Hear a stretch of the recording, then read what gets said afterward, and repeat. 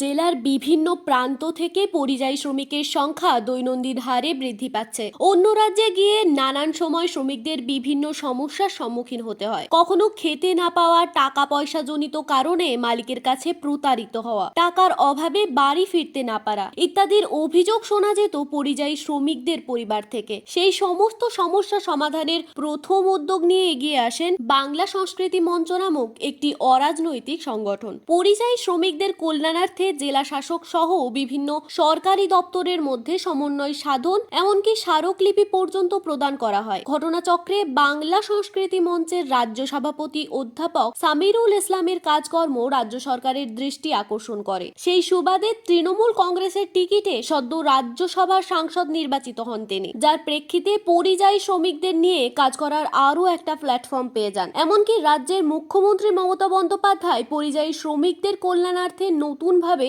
পশ্চিমবঙ্গ পরিযায়ী শ্রমিক কল্যাণ পরিষদ গঠন করেন। সেখানেও পরিযায়ী শ্রমিকদের নিয়ে পূর্ব অভিজ্ঞতা সম্পন্ন অধ্যাপক সামিরুল ইসলামকে উক্ত দপ্তরের দায়িত্বভার দেন মমতা বন্দ্যোপাধ্যায়। সম্প্রতি রাজ্য সরকার পশ্চিম পরিযায়ী শ্রমিক কল্যাণ প্রকল্প 2023 চালু করেন। বাইরের রাজ্য বা দেশে জীবিকার তাগিদে কাজ করতে গিয়ে যারা নানাভাবে ক্ষতিগ্রস্ত হয়েছেন তাদের আশ্রয়স্থল হয়ে পাশে দাঁড়িয়েছেন রাজ্য সরকার। সেই হিসেবে বাইরের রাজ্যে কাজে গিয়ে মারা গেছে এরূপ পরিবারগুলো চিহ্নিত করে এবং দুয়ারে সরকার শিবিরে সেই সমস্ত পরিবারের উত্তরাধিকারীদের হাতে আর্থিক সহায়তা প্রদান করা হয়। 17 নভেম্বর মাননীয় মুখ্যমন্ত্রীর নির্দেশ অনুসারে পশ্চিমবঙ্গ পরিযায়ী শ্রমিক কল্যাণ পর্ষদের বোর্ডের তৃতীয় বৈঠক নবান্নের কনফারেন্স হলে অনুষ্ঠিত হয়েছিল। সভায় রাজ্যের মুখ্য সচিব, স্বরাষ্ট্র সচিব, পশ্চিমবঙ্গ পরিযায়ী শ্রমিক কল্যাণ পর্ষদের চেয়ারম্যান সামিরুল ইসলাম, অতিরিক্ত মুখ্য সচিব, শ্রম দপ্তর সিএমএ তে মনিটরিং এবং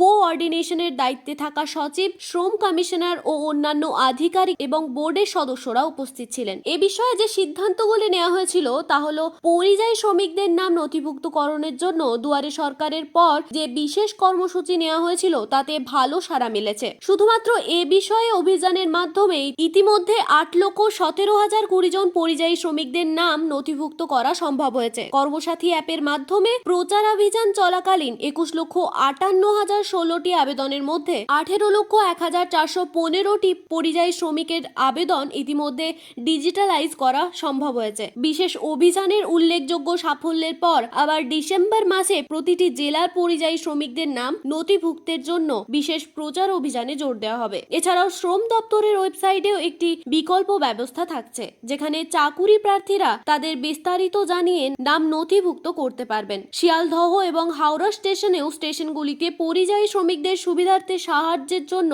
হেল্প ডেস্ক খুব তাড়াতাড়ি তৈরি করা হবে।